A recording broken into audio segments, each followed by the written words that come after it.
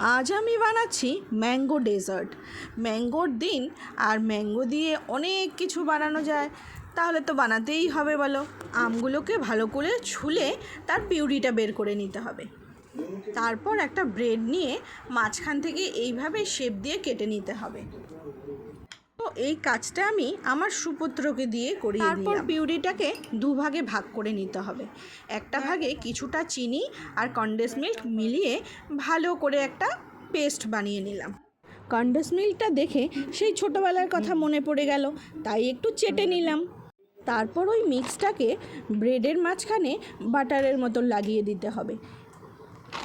তারপর আরেকটা ব্রেড নিয়ে ওর উপরেও সেম একই প্রসেসে লাগিয়ে আবার ওটাকে তার উপরে চেপে দিতে হবে, মানে একটার উপরে আরেকটা রেখে দিতে হবে।